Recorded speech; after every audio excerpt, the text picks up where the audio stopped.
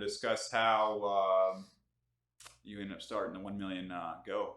Yeah. So, yeah, in 2011, I was deployed with a guy, Brandon Gelati, and I think he lives back here now. I think I bumped into him not too long ago. Great dude. He was a crew chief that I was deployed with, and this was during our MEU deployment. We spent some time in Sicily, and then we went down to Djibouti, and we were there for a couple of months. So lots of long hours just waiting to be sent out on a mission.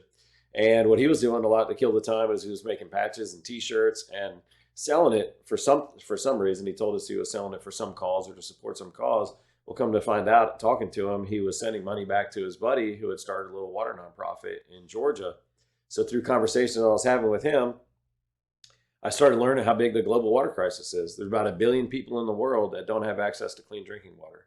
About half of the hospital beds around the world are filled with people because of water-related illnesses. Almost 35,000 people die every single week just because of something related with not having access to clean water. So when I realized this, I mean, it really kind of shocked me how big of an issue it was. And one of the things, some of the flying I was doing, of course, I got to fly to some beautiful places, landing in Naples or Aviano, Italy. But we also got to fly to some shitholes around the world where everybody's, very destitute. Everybody is really struggling to survive, living in piles of trash. They make some kind of hut out of piles of trash. So I also got to see how impoverished some pockets are of the world. And I guess through these conversations and through what I started learning about the water crisis, like there's a lot more of the world that lives like that than I ever would have imagined. So I became interested in it and started supporting that cause a little bit. Started making some contributions to some water nonprofits or people that were doing missions trying to provide water to people.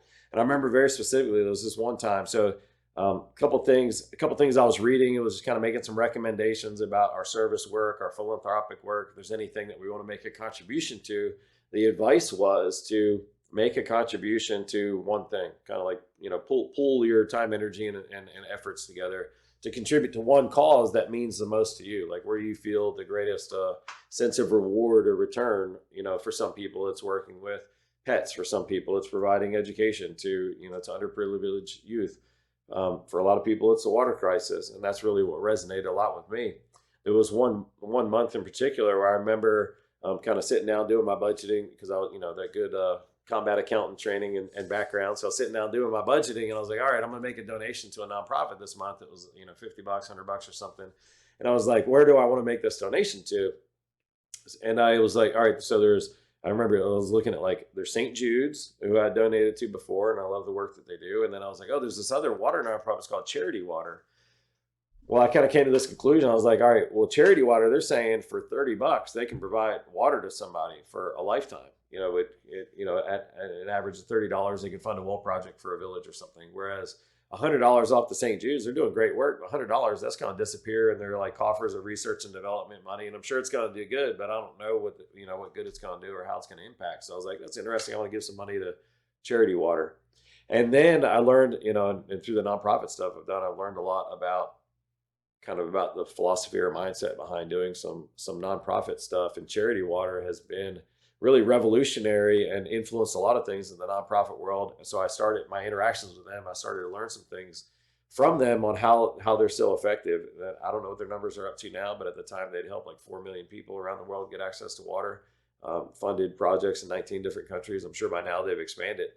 One of the things that made them so successful is they make it so easy to get money from donors and then also excite donors to help get more money from donors, peers, or donors networks. And my first exposure to that was I would make a donation, and then they'd empower you by creating your own like donation page so that then you can invite your friends and family or whatever to make a donation to the certain thing. Now, there's a lot of other nonprofits that are doing similar things to this now. I mean, this was really before crowdfunding became as popular as it is. But I was like, this is awesome. So not only is this organization getting my $100 or whatever it was, but they've empowered me to now collect thousands of dollars by tapping into my network. So I thought that was brilliant. It really excited me. So I experimented with that. And the first time I did a fundraiser, I started my little campaign page. They make like your own little, you put your little story in there and your picture, and then you have a link to send out to everybody that you want to connect with. So I just did a couple social media posts and a couple of emails. We ended up raising $7,332 in like 90 days. I was like, dude, this is awesome. Like, this is so easy. I'll do this all day long. I don't think I've had a social media campaign as successful as that one, but it really got me excited about the not only can I help 3 people with $100 that I'm gonna donate, but now with $7,300, like how many lives did I just affect? I was like, this is awesome. Not only can I make good, do some good in the world, but I can be a conduit and I can help empower other people to feel the same way that I felt and do good in the world. So all this was happening around like 2013, 2014, and then that's what I said at the end of that, the end of 2014. I decided I really like this mission, this effort, and I want to kind of codify that into one organization so that I can continue this effort and help other help other organizations that are doing the water stuff.